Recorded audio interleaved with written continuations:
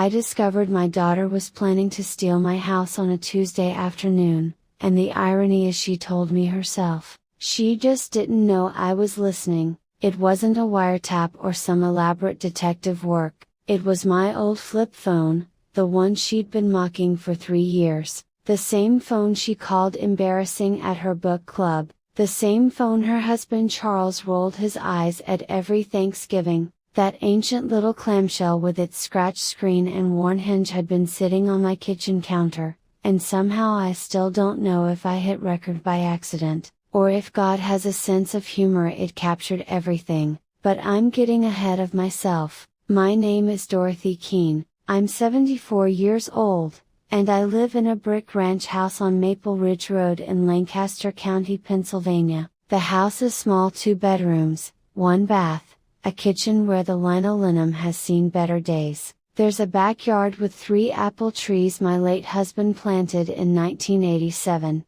The fence needs painting, the gutters probably need cleaning. It's not much to look at from the outside, but it's mine. I worked as a school librarian for 36 years, children's section, mostly. I can still remember the smell of new book jackets and the sound of small feet running between the stacks even though I retired back in 2014. My husband Richard passed in 2011, heart attack, very sudden, and after that, the house became something more than just a place to live. It became the last space on earth where his voice still echoed in the corners, where his coffee mug still sat on the second shelf, where I could close my eyes and pretend he was out in the garage, tinkering with some project he'd never quite finish. I've always been what people call easy to get along with, quiet, pleasant, the kind of woman who brings cookies to the church potluck and writes thank you notes in cursive. I don't raise my voice,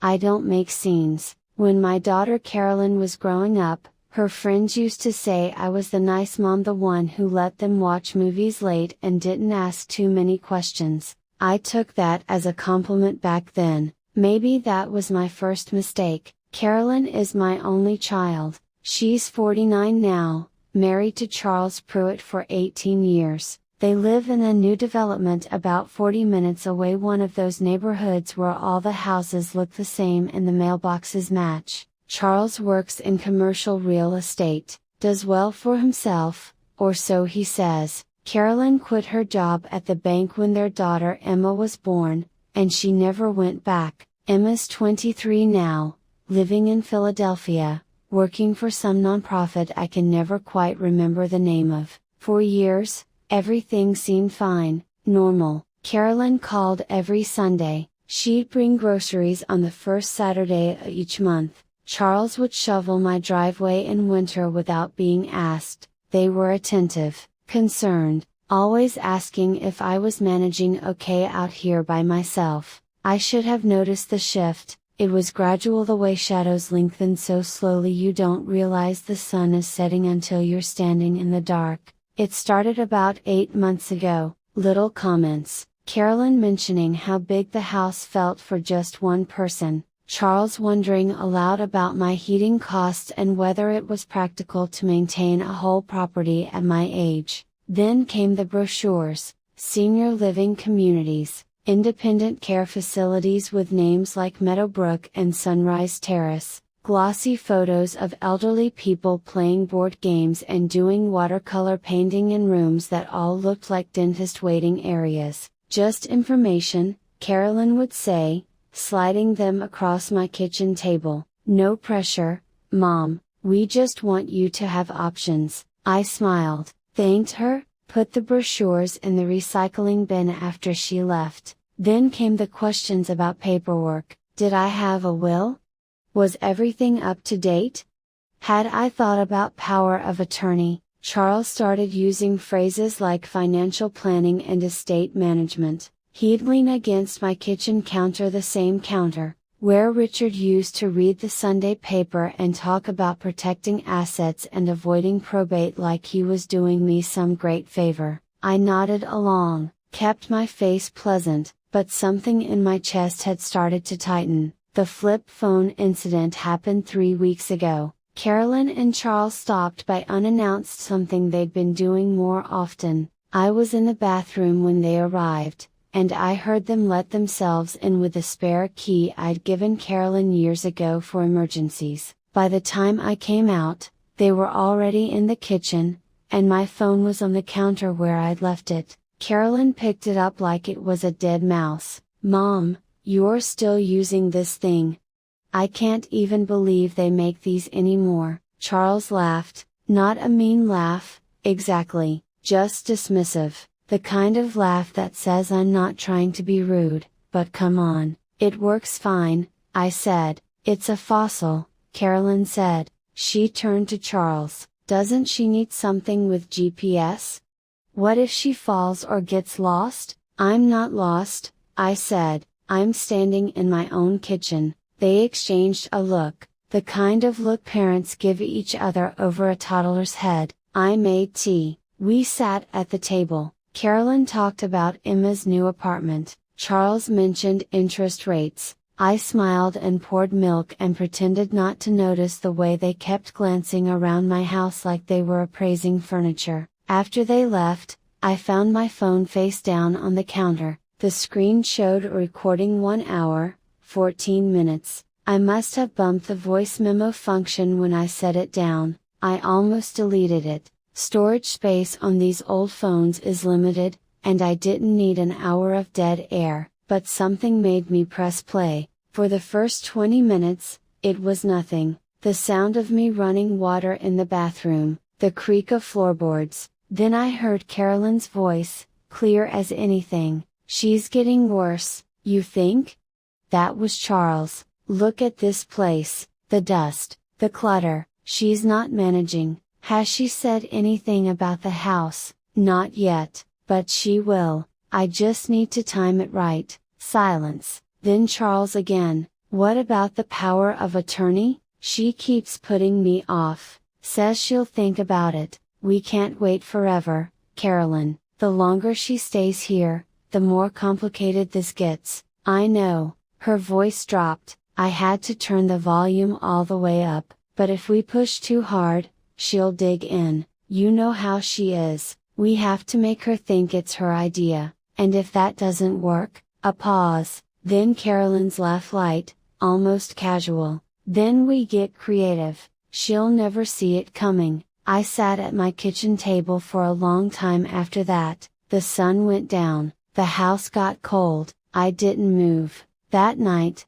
I couldn't sleep. I kept replaying the words, "She'll never see it coming." I thought about every paper they'd asked me to sign, every brochure, every concerned question about my health, my memory, my ability to manage, and I realized something I should have seen a long time ago. They weren't worried about me, they were worried about my house. The next morning, I called my old lawyer, the one Richard and I used for our wills back in the 90s. I told him I needed to review some documents. He said he had time that Friday. I also called my friend Vivian. We've known each other since 1978.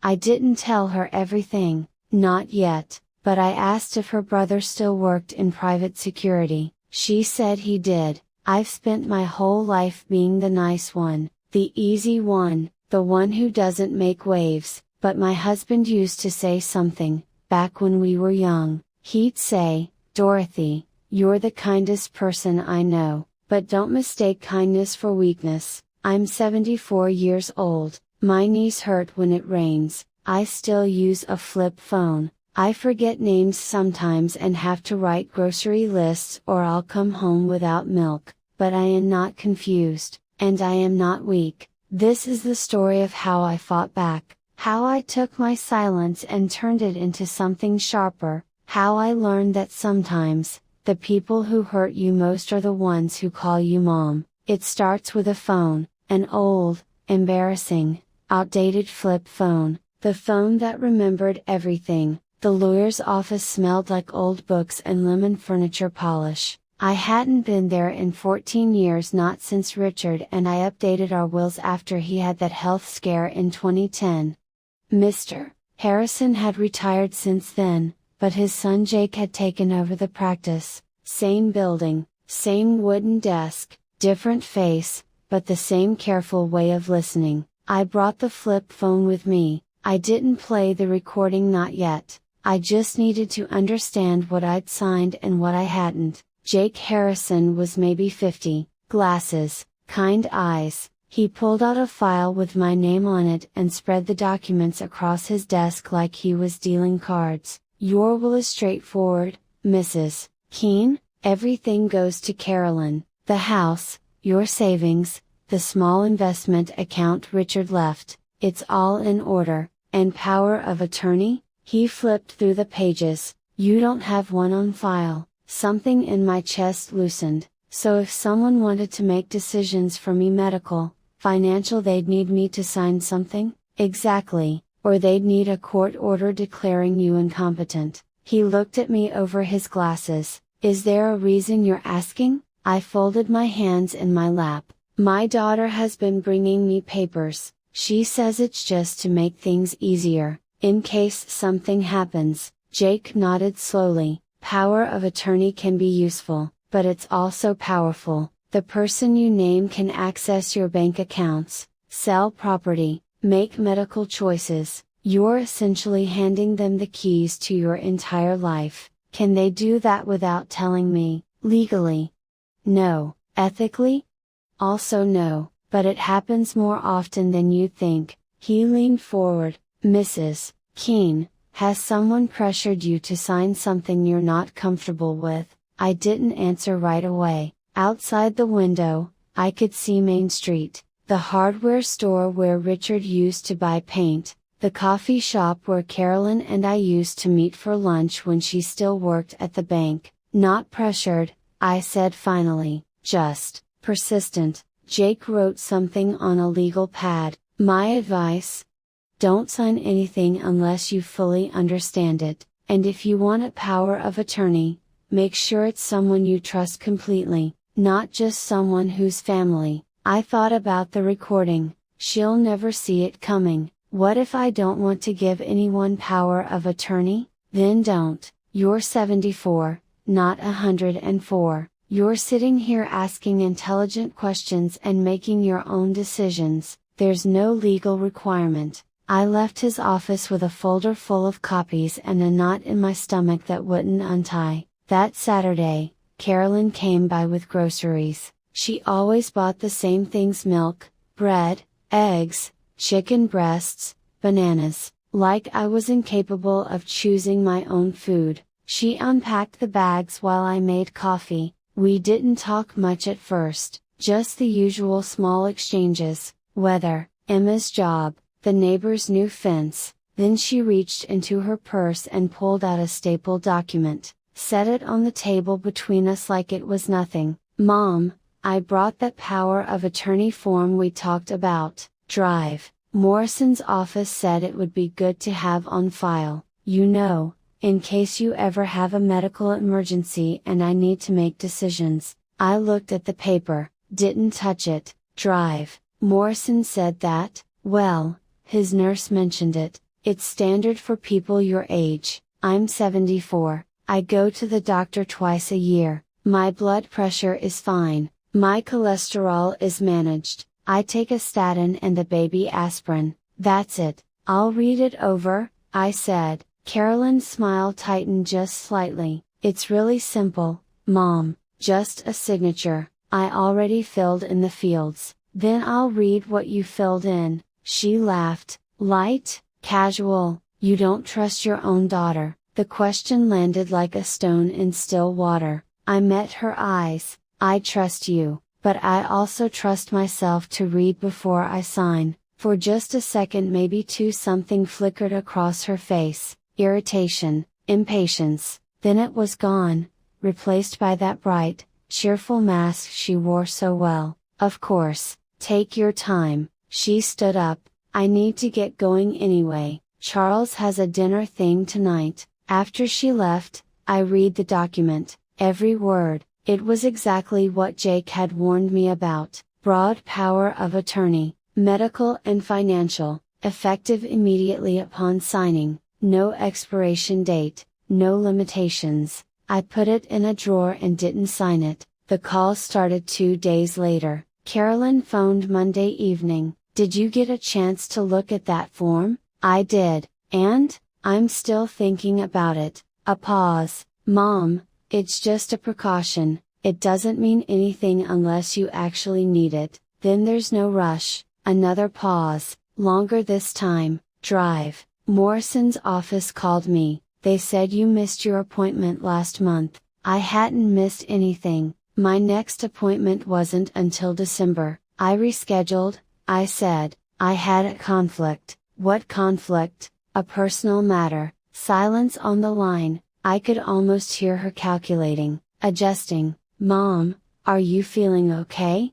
You sound off. I'm fine, Carolyn, because if you're having trouble remembering things, I remember perfectly well. I rescheduled my appointment. I'm reading documents before I sign them. I'm managing my own life. The words came out sharper than I intended. I heard her intake of breath. I'm just trying to help. I know, you don't have to do everything alone. I'm not alone. I have friends. I have a lawyer. I have a working brain. Jesus, Mom, I bring you groceries and suddenly I'm the enemy. I didn't say that. You didn't have to. She hung up.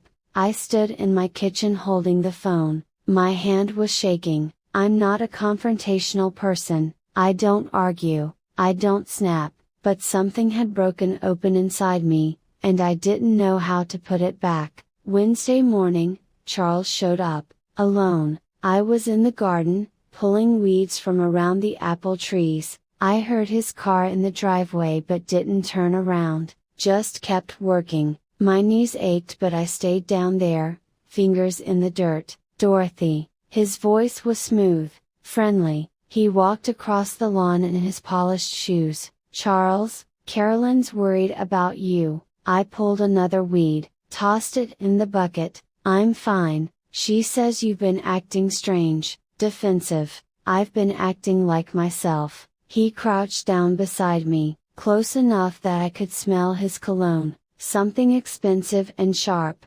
Look, I get it, you're independent. You don't want to feel like we're taking over, but we're family. We're trying to protect you. From what? From mistakes, from people who might take advantage. You're at an age where, I stood up, my knees popped, I wiped my hands on my jeans and looked him in the eye. I'm at an age where I've been making decisions for 74 years. I'm at an age where I raised a daughter, buried a husband, and managed a household on a librarian's salary. I'm at an age where I don't need a real estate agent to tell me what I'm capable of. His expression didn't change, but something in his posture did, a subtle shift, like a predator reassessing. That power of attorney is for your protection, Dorothy, not ours. Then you won't mind if I don't sign it. Carolyn is your daughter, your only family. Emma is my family too. Emma is 23 and living in Philadelphia. If something happens to you, if something happens to me, I have a will. Jake Harrison has all my documents. Everything is in order. Jake Harrison. His eyes narrowed. When did you see Jake? Last week. I watched him process that. Watch the gears turn. Does Carolyn know? She does now. He stood up, brushed invisible dirt from his pants. When he looked at me again, the friendly mask was gone. You're making this harder than it needs to be, or maybe you're trying to make it easier than it should be. He walked back to his car without another word. I watched him drive away. Then I went inside and locked the door, something I never used to do during the day. That night, I called Vivian. We've been friends since our kids were in elementary school together. She knows me better than almost anyone. Viv, remember when you said your brother does security work, Neil? Yeah, why? I told her everything, the recording, the papers, the visits, the way Charles looked at me in the garden like I was an obstacle instead of a person. She didn't interrupt, just listened. When I finished, there was a long silence. Dorothy, you need to protect yourself. I know. No, I mean really protect yourself. Cameras, documentation, a paper trail. These people are building a case. A case for what? Incompetence. They're going to say you're confused, forgetful, unable to manage your affairs. Then they'll go to court and get guardianship, and once they have that, you won't have any rights at all. Not to your house, not to your money, not even to your own body. My stomach turned cold. Can they do that, if they convince a judge you're incapable? Absolutely, it happens all the time, and the scary part, you don't even have to be actually incompetent, you just have to look incompetent to the right people. I thought about the missed appointment that wasn't missed, the papers I didn't sign, the way Carolyn's voice changed when I asked questions. What do? You fight back, and you start now. Neil came over Friday afternoon. He was 62, retired from the state police. He carried a toolbox and a calm, methodical way of moving through space. He set up a small camera in my living room, hidden in a bookshelf, another in the kitchen. He showed me how to check the footage on my computer, the old desktop Richard bought in 2009 that still works fine despite what Carolyn says. These record on a loop, Neil explained. They'll catch anyone who comes in, audio and video, all saved to a cloud account they can't access. Is this legal? It's your house. You can record whatever you want in your own house. He also changed my locks, all of them, front door, back door, side entrance to the garage. But Carolyn has a key, I said. Not anymore. I thought about that, about what it meant, about the line I was crossing. She'll know. Good. Let her know. Let her know you're not asleep. After he left, I sat in my living room and looked at the tiny camera lens tucked between two volumes of poetry. You couldn't see it unless you knew where to look. I thought about the Dorothy I used to be, the one who brought cookies and wrote thank you notes and never made waves. That Dorothy would never install cameras, would never change locks against her own daughter, but that Dorothy also never imagined her daughter would look at her like a problem to be solved. I made myself tea, sat at Richard's old desk, pulled out the flip phone and listened to the recording one more time. She'll never see it coming. I pressed save, backed it up to my computer, sent a copy to Jake Harrison's office. Then I did something I hadn't done in a long time. I prayed, not for peace, not for resolution, I prayed for strength, because I could feel what was coming. I could feel the shape of it forming just beyond the horizon, the lawyer visits, the doctor's appointments they'd schedule without telling me, the whispered conversations about memory and capacity and what's best for everyone. They were going to come for my house, my autonomy, my life, and I was going to make damn sure I saw them coming. The cameras caught the first attempt on a Sunday. I was at church, the 10 o'clock service at St. Mark's, where I've sat in the same pew for 43 years. Vivian was with me. We always go together, coffee after, at the diner on Route 30. It's our routine. I got home around noon, made myself a sandwich, checked my email on the old desktop, mostly spam and a newsletter from the Library Association. I still subscribe to, even though I've been retired for over a decade. Then I remembered what Neil had said, check the footage every day, make it a habit. I clicked on the camera app, scrolled back to that morning, 9:45 a.m., the front door opened, my breath stopped, Carolyn stepped inside, she looked around like she was expecting someone, called out, "Mom?" No answer, of course. I was already at church. Then Charles came in behind her. They moved through my living room like they owned it, like they were measuring for furniture. Carolyn went to the desk, Richard's old desk where I keep my bills and personal papers. She opened drawers, started pulling out files. Here, she said, holding up a folder, bank statements. Charles took photos with his phone, page after page, my checking account, my savings, the small investment account Richard left me that I've barely touched. How much? He asked. About $240,000 total. The house is paid off. Zillow says it's worth $380, maybe $400 in this market. My hand was shaking so hard I had to grip the desk. Charles nodded. That's enough, more than enough. We need the power of attorney, Carolyn said. Without it, this takes too long. She's not signing. Then we go the other route. Drive. Morrison will do the evaluation. I already talked to him, and if she passes, Carolyn smiled. It wasn't a nice smile. She won't, not if we frame it right. Memory issues, confusion, aggression. I'll give him a list. They stayed for 20 minutes, went through my mail, my files, even opened the refrigerator, though I still don't know why. Before they left, Carolyn tried her old key in the lock. It didn't work. She tried again,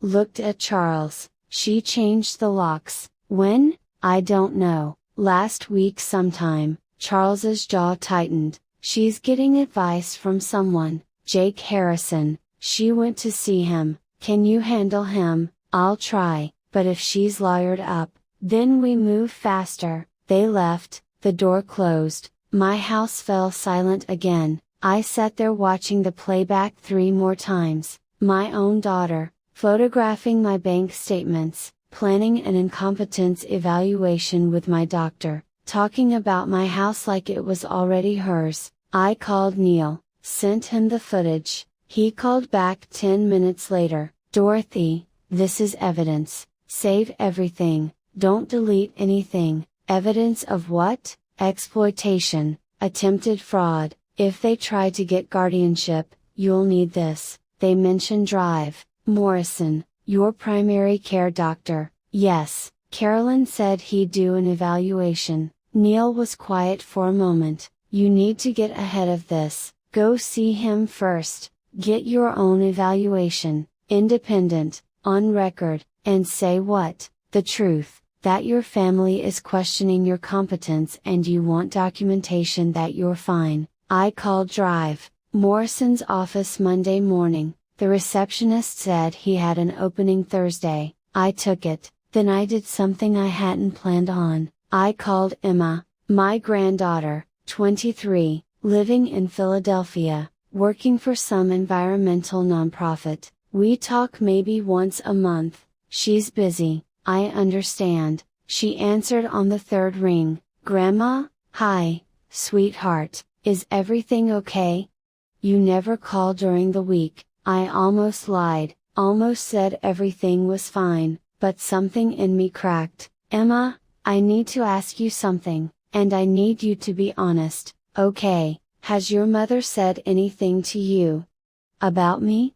About my health or my ability to live on my own? Silence, long enough that I thought the call had dropped. Emma, she's been saying things. Her voice was small, careful. She says you're getting forgetful, that you're not taking care of the house, that she's worried. What do you think? I think, she paused, I think you sound exactly the same as always, maybe a little tired, but not confused. Your mother wants me to sign papers, give her power of attorney. I know, she mentioned it. What did she say? Emma exhaled slowly. She said it was just a precaution. That you were resisting because you're stubborn. She made it sound like you were being difficult for no reason. I have reasons, I believe you. Those 3 words, I hadn't realized how much I needed to hear them. Emma, I'm going to ask you something, and you can say no, but I need someone I trust, someone who isn't your mother. What do you need? I need a witness. I need someone who'll tell the truth if this goes somewhere I can't control. Grandma, what's happening? So I told her, not everything, but enough. The recording, the cameras, the visit when I was at church, the way her mother and Charles moved through my house like vultures. When I finished, Emma didn't speak for a long time. I'm coming home, she said finally. You don't have to, this weekend. I'll tell Mom it's just a visit, but I'm coming. and I'm staying with you. Drive. Morrison saw me at 2 o'clock Thursday. He's been my doctor for 12 years. Good man, listens more than he talks. I told him why I was there, told him Carolyn had contacted him about an evaluation. His face didn't change, but something shifted behind his eyes. Mrs. Keene, I haven't spoken to your daughter about any evaluation. She said you would, that she talked to your office. He made a note on his chart. I'll look into that, but let me ask you, do you have any concerns about your memory or cognitive function? No. Any confusion? Difficulty with daily tasks? Trouble managing finances or medications? None. He ran me through a cognitive screening anyway, asked me to remember 3 words, count backward from 100 by sevens, draw a clock. Easy things, things I've seen done 100 times in movies about dementia. I passed everything. Mrs. Keene, you're sharp as ever, your vitals are good, your medications are managed appropriately, I see no clinical reason for concern. He leaned back in his chair. But I do see something else. What? Stress. Your blood pressure is elevated from your last visit. You seem tense. Is something going on at home? I could have lied, could have smiled and said everything was fine. Instead, I told him the truth. When I finished, he wrote something in my chart, a long note, more than he usually writes. I'm documenting this conversation, he said. And I'm noting that you came here of your own accord, expressing concerns about family pressure. That's not the behavior of someone who's incompetent. That's the behavior of someone protecting themselves. If my daughter contacts you, I won't discuss your care with anyone without your explicit written consent, not even family. HIPAA is very clear about that. I left his office with a printed copy of my cognitive screening results and a knot in my chest that felt a little looser. Emma arrived Saturday morning. She drove up in her beat-up Honda with a duffel bag and a tense smile. Mom doesn't know I'm staying here, she said, hugging me at the door. I told her I'm staying with a friend from college who lives nearby. You lied to your mother, she lies to you. We made tea. Sat at the kitchen table, the same table where Carolyn had pushed those papers at me weeks ago.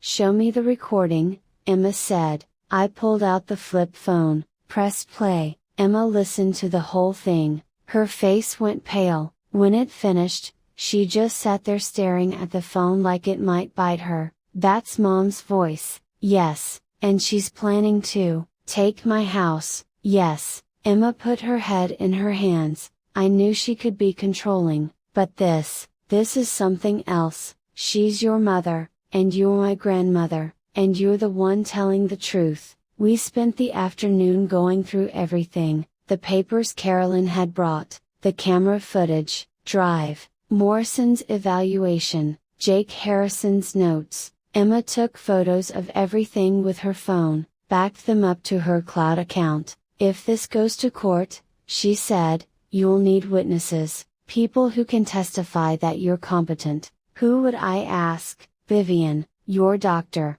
Jake, me? You testify against your own mother. She looked at me with Richard's eyes, steady, clear. I testify for you. Sunday evening, Carolyn called. Emma answered my phone. Emma?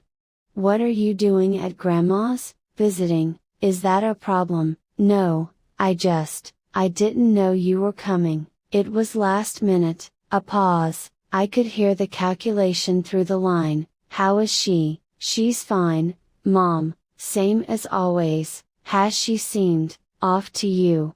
Forgetful? Emma looked at me. I nodded. No, she seems completely normal. Sharp, actually. We've been going through old photo albums and she remembers everything. Another pause. Longer. Well, that's good. Can I talk to her? Emma handed me the phone. Hi, Carolyn. Mom? Her voice was tight. I didn't know Emma was visiting. She wanted to see me. You could have mentioned it. I didn't know I needed permission to see my granddaughter. Silence. Then I'm coming by tomorrow. We need to talk. About what? About your health, about this house, about what's best for you. I'll be here." She hung up.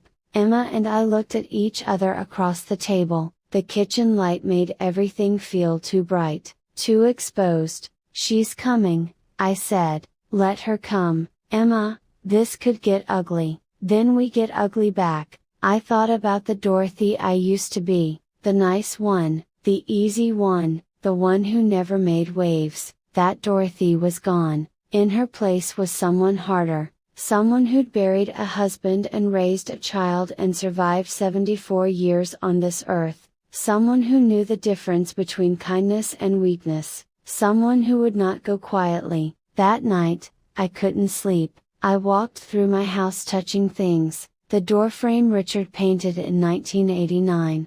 The kitchen counter where we used to do crossword puzzles together. The bedroom where we slept for 38 years. This house wasn't just property, it wasn't an asset to be liquidated or a problem to be solved. It was the last place on earth where I was still fully myself, where my memories lived, where Richard's voice still echoed if I listened hard enough, and I would burn it down before I let them take it from me. Monday morning came too fast. Emma made coffee. We didn't talk much, just waited. Carolyn arrived at 10, Charles was with her. They let themselves in through the front door. I'd given Carolyn a new key the day before because I wanted to see what she'd do with it. The cameras were recording. Everything that happened next would be documented, witnessed, undeniable. I stood in my living room with my granddaughter beside me and watched my daughter walk into my house like she owned it, and I thought, let her try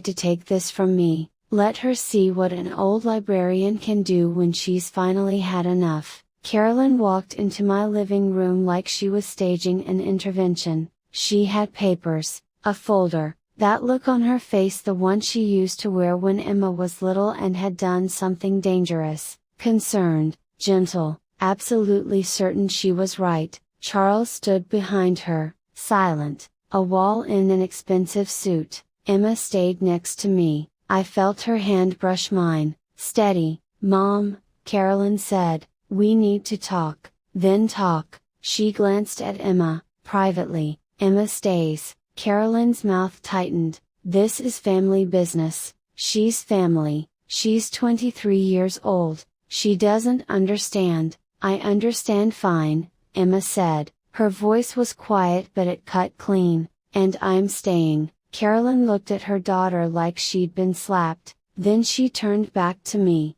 reset, smiled. "Mom, we're worried about you. We've been worried for months. You're isolated out here, you're not managing the house, you changed the locks without telling us. It's my house, I can change my own locks, but why would you? Unless you're confused, unless you're feeling paranoid." "I'm not paranoid." "Then why?" I didn't answer, just looked at her, waited. Charles stepped forward, put a hand on Carolyn's shoulder. "Dorothy, we're not here to fight. We're here because we care. We want what's best for you." "And what's that?" "Safety, security, a place where you're not alone, where someone can check on you, help you with daily tasks." "I don't need help with daily tasks." Carolyn opened the folder, pulled out a glossy brochure. "We found a beautiful community, assisted living, independent units, 24-hour staff, activities. You'd have your own apartment." "No, Mom, just look at it." "No, you're being unreasonable." "I'm being clear." She set the brochure on the coffee table, pulled out another document. "Then we need to talk about the power of attorney." "Drive." Morrison's office called. "You went to see him." "I did, without telling me." "I don't need your permission to see my own doctor. I'm your daughter. I should know if you're having health concerns." "I don't have health concerns. I had a cognitive screening. I passed." "Drive." Morrison said I'm completely competent. Carolyn's face flickered, just for a second, surprise, then something harder. "That's good," she said carefully. "I'm glad. But Mom, Cognitive decline can be subtle. It's not always obvious to the person experiencing it. Are you calling me a liar? I'm saying you might not see what we see. Emma made a sound, almost a laugh. What exactly do you see? Carolyn turned to her. Excuse me, what cognitive decline? What specific behaviors are you concerned about? She's defensive. She changed her locks. She went to a lawyer without telling us. Those are signs of competence, Emma said, not decline. She's protecting her interests. That's what mentally sharp people do. Emma, you don't understand the full picture, then explain it to me. The room went quiet. I could hear the clock ticking on the mantel, the hum of the refrigerator in the kitchen. Charles shifted his weight, his hand moved to his pocket. Carolyn's eyes hardened. Fine, you want the full picture. Your grandmother is 74 years old. She lives alone in a house that's too big for her. She has no backup plan if something happens, no medical directive, no financial power of attorney. If she falls, if she has a stroke, if anything goes wrong, we have no way to help her. So this is about helping me, I said. Yes, not about the house. Her face went still. What? Not about the $380,000 in equity, not about the $240,000 in savings and investments. Charles's hand came out of his pocket, empty, but his jaw tightened. Mom, that's not. I have cameras, Carolyn. The words dropped like stones. She stared at me. What? Cameras? In this room, in the kitchen, they record everything. You're spying on us? It's my house. I'm documenting visitors. Emma pulled out her phone.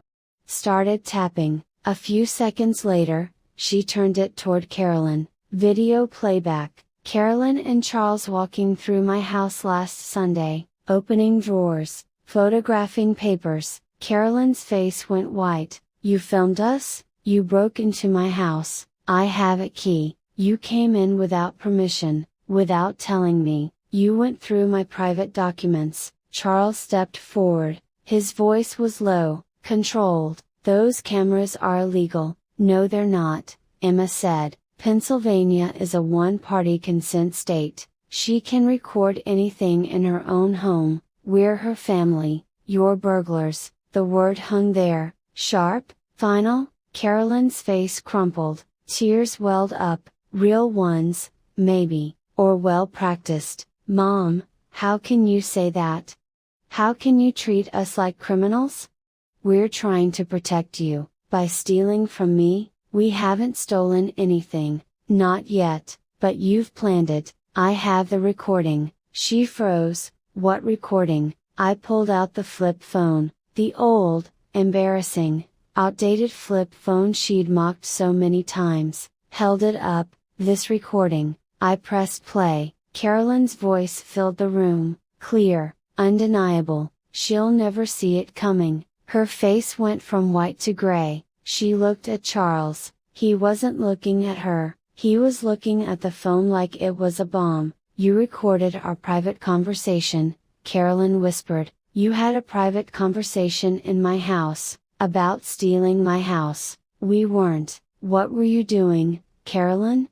Tell me, explain those words in a way that makes me wrong. She opened her mouth, closed it, her hands were shaking. Charles moved fast, reached for the phone. I pulled it back. Touch me and I'll have you arrested. He stopped, his face was red now, anger bleeding through the smooth mask. You're a bitter old woman, he said quietly, living in the past. Holding on to a house you can't maintain and money you'll never spend. We're trying to help you live your final years with dignity, by declaring me incompetent.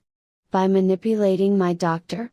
By going through my bank statements when I'm at church? We have a right to know what we're inheriting. You have no rights to anything while I'm alive. Silence. Emma had gone still beside me. Even she hadn't heard Charles say it that plainly. Carolyn found her voice. It came out then, desperate. Mom, please, you're not thinking clearly. You're turning your family into enemies over paranoia. I'm turning no one into anything. You did this, you chose this, I'm your daughter, and I'm your mother, not your bank account, not your retirement plan, not a problem to be managed. Tears spilled down her face. I love you, maybe you do, but you love my money more. She flinched like I'd hit her. Charles grabbed her arm. We're done here. No, Carolyn said. No, we're not. We're done. He pulled her toward the door.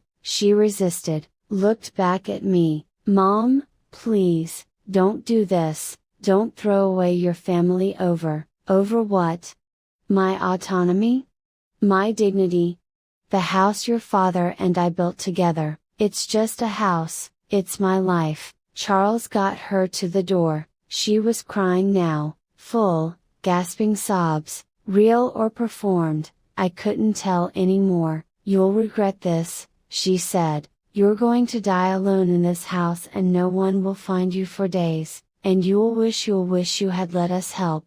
Maybe, I said, but it'll be my choice. They left, the door slammed, the house fell silent except for Carolyn's car starting in the driveway, pulling away, the sound fading until there was nothing. I stood in my living room holding a flip phone and feeling like I'd been hollowed out. Emma touched my shoulder. Grandma, I couldn't speak. You did the right thing, I nodded, but it didn't feel right. It felt like I'd set something on fire and watched it burn. She's going to fight back, Emma said quietly. You know that, right?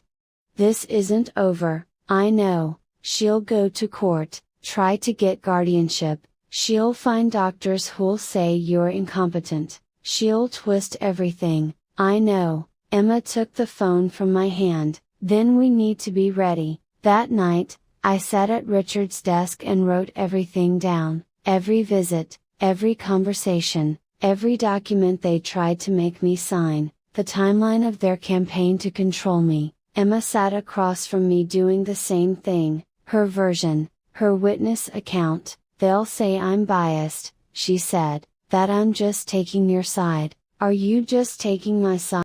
She looked up. No, I'm taking the truth side, it just happens to be yours. Vivian came by around 8, Neil was with her, they brought groceries, sat with us, helped organize documents. This is going to get ugly, Neil said. You need to prepare for that. I am prepared, are you?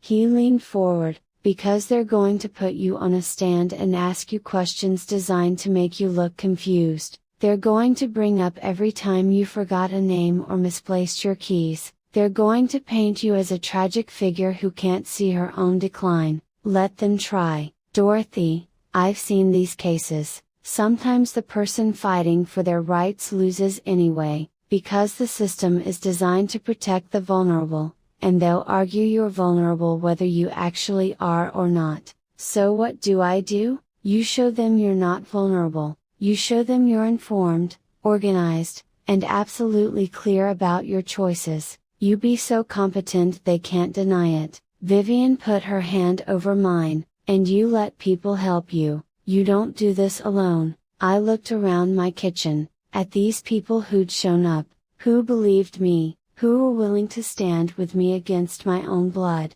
Thank you, I said. It wasn't enough, but it was all I had. The petition arrived Tuesday. Jake Harrison called to tell me. His voice was grim. Dorothy, they filed for emergency guardianship. They're claiming you're a vulnerable adult at risk of self-neglect and financial exploitation. Financial exploitation?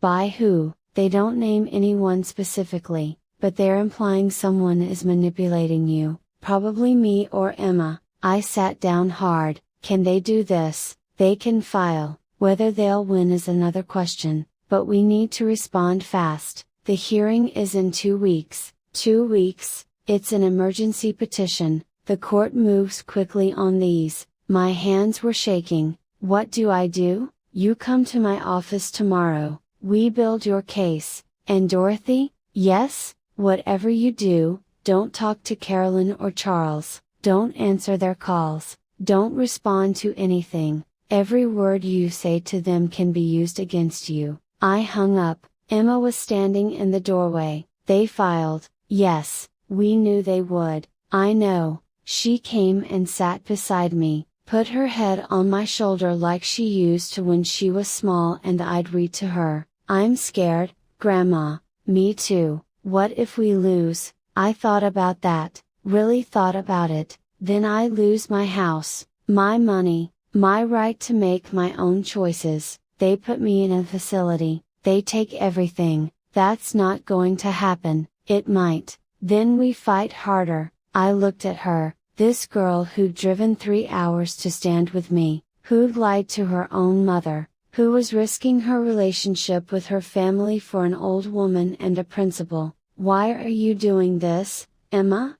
Really? She lifted her head, looked at me with those clear, steady eyes. Because you taught me something when I was little. You probably don't remember, but I do. What? You said, Emma, being kind doesn't mean letting people hurt you. Sometimes the kindest thing you can do is say no. You were talking about a girl at school who kept borrowing my things and not returning them, but it stuck with me. Her voice cracked. You're saying no, and I'm going to stand here and watch you do it, because you're right, and they're wrong, and that matters. I pulled her close, held her like I used to, like she was small and the world was simple, but the world wasn't simple, and in 2 weeks, I'd stand in a courtroom and fight for the right to be myself, against my own daughter, for my own life. The cameras were still recording, the house was still watching, and I was not backing down. The courtroom was smaller than I expected.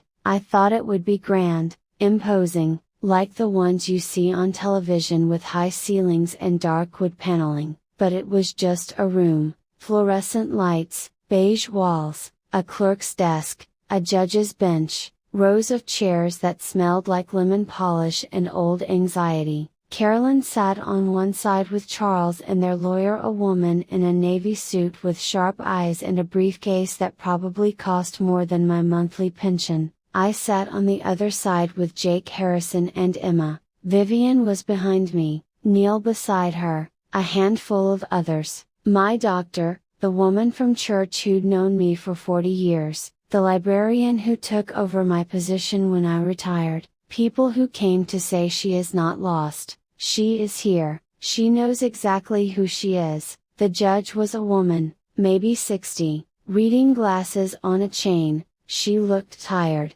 like she'd seen 1,000 cases just like this one and knew how most of them ended. Jake presented our case first: medical records, cognitive tests, bank statements showing careful, consistent management, character witnesses, the timeline of Carolyn and Charles's visits, the camera footage, the recording from the flip phone. Carolyn's lawyer objected to the recording, called it invasive, a violation of trust. The judge listened, then overruled. It was recorded in Mrs. Keene's own home. It's admissible. We played it. Carolyn looked at the floor. Charles stared straight ahead. The lawyer took notes, but her pen had stopped moving. When it finished, the judge looked at Carolyn. Do you have a response to this recording, Ms. Pruitt? Carolyn's lawyer stood. Your Honor, my client was speaking out of frustration. Mrs. Keene had become increasingly difficult to communicate with.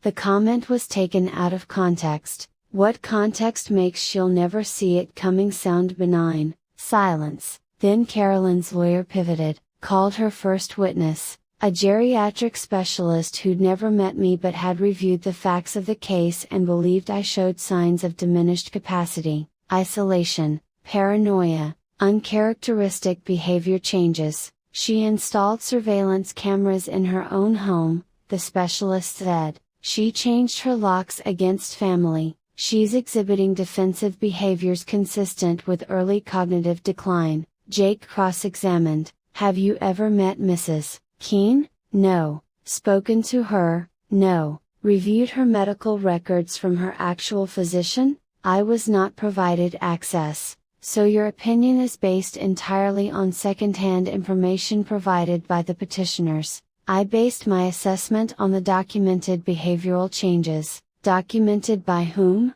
A pause. By her daughter. Jake let that sit. Then he called Drive. Morrison, my actual doctor, the man who treated me for 12 years. Drive. Morrison was calm, factual. He walked through my medical history, my test results, the cognitive screening I'd requested and passed. In your professional opinion, does Mrs. Keene have diminished capacity? No. Is she capable of managing her own affairs? Absolutely. Have you seen any signs of cognitive decline? None whatsoever. Carolyn's lawyer tried, asked about my age, about normal aging, about how decline can be subtle. Drive. Morrison didn't budge. Mrs. Keene came to me proactively requesting evaluation. That's not the behavior of someone with impaired judgment. That's the behavior of someone protecting herself from a bad faith attack on her autonomy.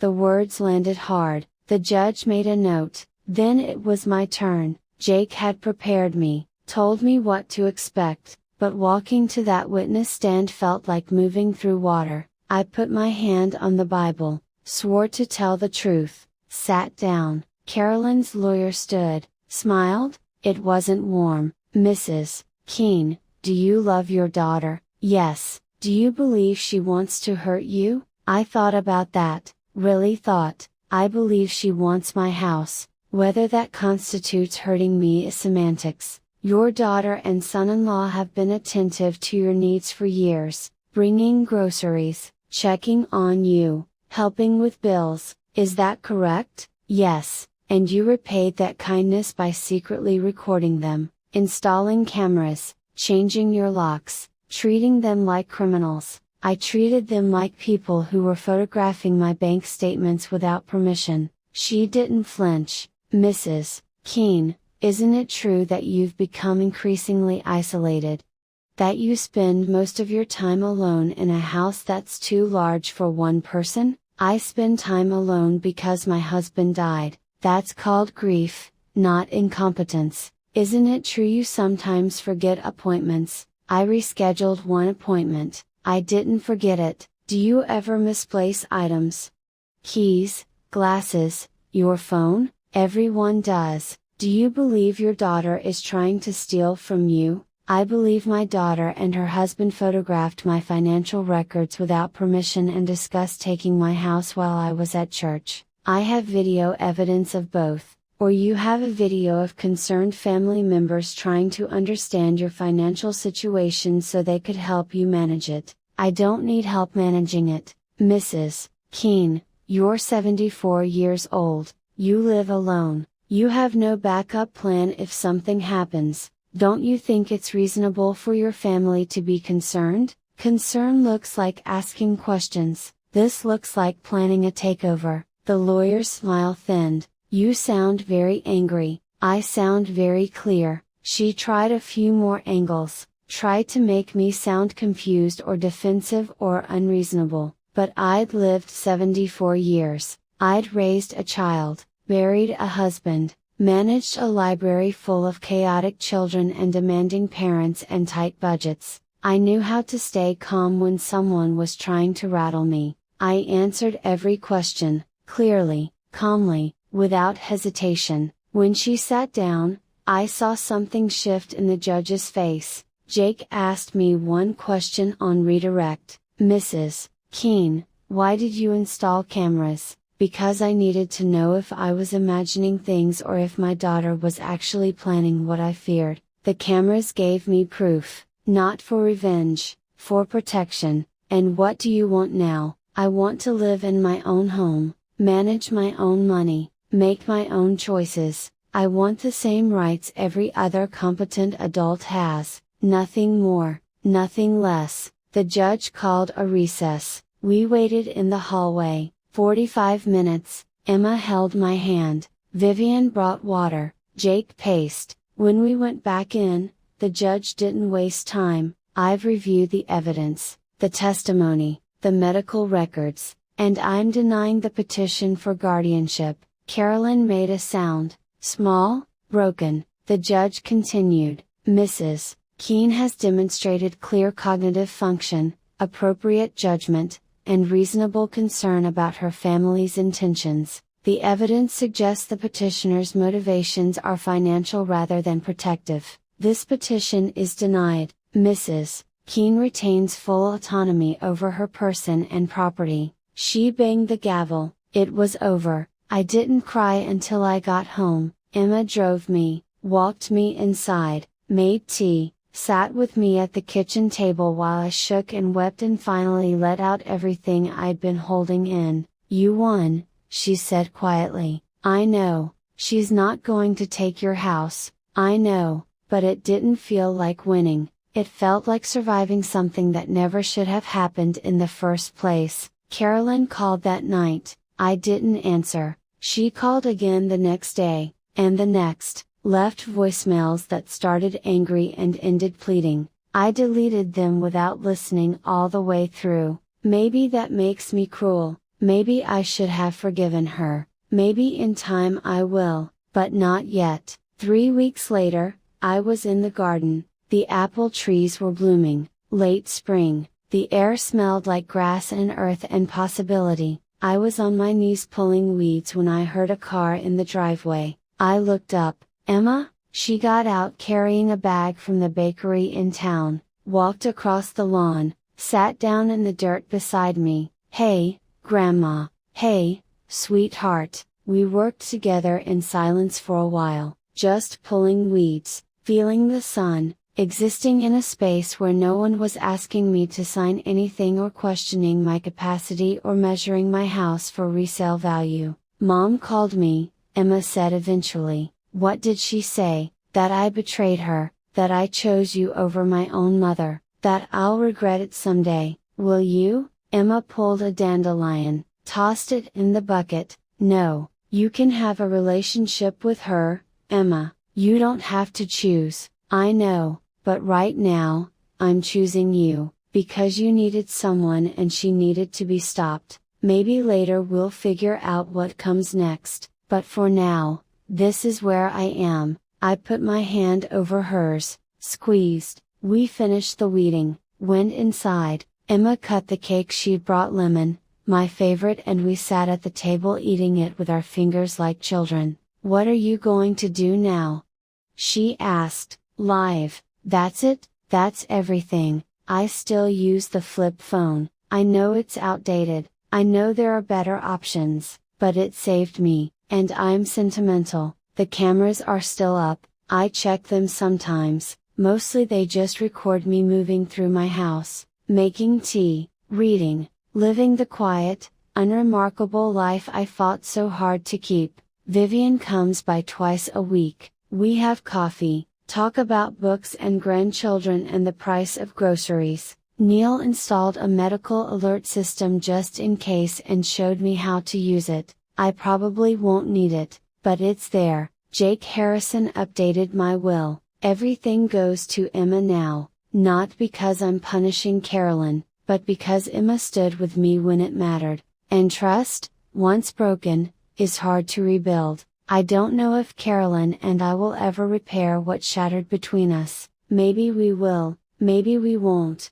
maybe some things break so completely that the best you can do is accept the pieces and move on. But I know this: I am 74 years old and I am still here, in my house, in my life, on my terms. I did not disappear. They tried to erase me, to reduce me to a problem that needed managing, to turn my age into evidence of incompetence and my caution into proof of decline. But I stood up, I spoke up, I said no, and that no mattered. If you're listening to this and you are in a similar place, if someone is pushing papers at you, questioning your judgment, making you feel like you're losing your mind, please hear me. You are not crazy, you are not difficult, you are not the problem. Trust your instincts. Document everything, find people who believe you, get a lawyer, get cameras, get proof, and do not sign anything you don't understand. Being old doesn't mean being powerless, being kind doesn't mean being silent, and needing help sometimes doesn't mean surrendering everything. You have a voice, use it, you have rights, defend them, you have a life, Keep it. I'm Dorothy Keene, I'm 74 years old, I live in a brick ranch house on Maple Ridge Road in Lancaster County, Pennsylvania, and I am not going anywhere. Thank you for listening to my story. I hope it helps someone out there who needs to hear it. If this story meant something to you, I'd be so grateful if you'd subscribe to Grandmama Radio, leave a like, and turn on notifications. Your support helps these stories reach others who need them. Sometimes the bravest thing you can do is refuse to disappear, and sometimes, an old flip phone is exactly what you need to fight back.